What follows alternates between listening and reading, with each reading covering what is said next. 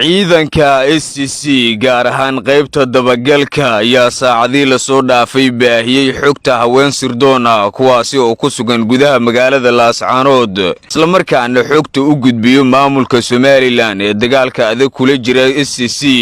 gabdhahan oo abaabulan qaab shabakada oo isku xiran ayaa ku kala sugan magaalooyin kala duwan sida Laascaanood, Buuhoodle, Garowe iyo meelo kale waxayna si maalinlaha u gudbiyaan siraha ay ka helaan dhinaca SCC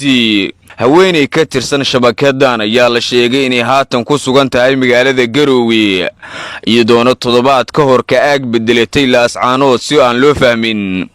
waana xubin sare oo kamid ah sirdoonka Somaliland u soo dirtay SCC xogta aan helnay ayaa sheegaysa in haweeneydan ay degan tahay Hotel Grand Garowe waxayna hayb ahaan ka soo jeedaa beesha habar jeclo ee Somaliland ayadoona dhowr cisho halkaasi ku sugan sida ila wareedyo ay noo xaqiijiyeen gabadhan oo kamid ah kooxo basaasiin ah oo qaarkood dhawaan lagu qabtay magaalada Garowe xilligaasi oo iyadu ay ka soo baxsatay magaalada hase yeeshee ay weli ku raad joogaan ciidamada dabagalka SCC oo arrintan u diyaarsan muddo dhowr cisho waxaa Hotel Grand Garowe degan gabar xogteeda sirdoonka SCC ay heleen oo habar jecla waxayna kamid tahay kooxo haween ah oo qaarkood Laascaanood lagu qabtay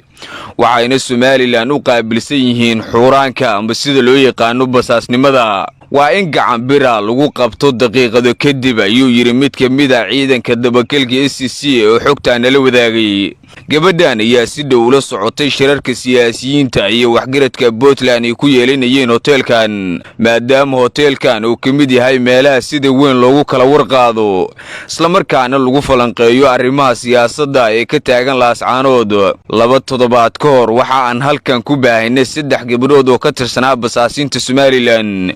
ee ku sugnaa Laascaanood waxaana gabdhahan ay degnaayeen guri ku yaala magaalada inkastoo markii dambe laga shakiyay gabdhahan ayaa doonayay inay si dhow u gudbiyaan xogta garaadada SCC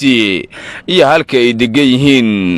iyagoona gudbinayay cabirka amba halka uu ku yaalo guriga garaadada si halkaasi madaafiic loogu garaaco ciidanka SCC ayaa horay ula yaabanaa sababta Somaliland ee markastoo duqeymo ula beegsanayso goobaha muhiimka ah sida isbitaalada, hoteelada, shirkadaha iyo meelaha kale ee muhiimka ah taasi oo shaki laga qabay haatan uu banaanka imaaday maadaama sirdoonkooda la qabtay Somaliland ayaa qorshaha dagaalka ku barbar wado guluf sirdoon oo ay kala soconayso dhammaan dhaqdhaqaaqyada iyo gurmadiyada shacabka SCC oo maalmihii la soo dhaafay garab fiican ka helayay ciidamo la magac baxay Hiil Harti magaalada Laascaanood ayaa haatan waxaa ku sugan wafdi ka socda beelaha Koonfureed kuwaasi oo ka kactimay magaalada Muqdisho iyagoona kormeeray aaga hore ee dagaalka iyo meelaha ciidanku ay isku hor fadhiyaan dhaqanka ayaa sidoo kale qiimeeyay baaxadda qasaaraha gaaray magaalada Laascaanood 40kii cisho ee la soo dhaafay ee martigelinaysay madaafiicda iyo duqeymaha aan kala joogsi lahayn sidoo kalena ay dhinteen dad aad u fara badan odayaasha ayaa la filayaa inay u sii gudbaan dhinaca Hargeysa isla markaana ay la kulmaan waxgaradka Somaliland si ay arrintan uga wada xaajoodaan xaaladda Laascaanood saaka waa ay degan tahay mana la soo warin wax dagaal ah oo halkaasi ka socdo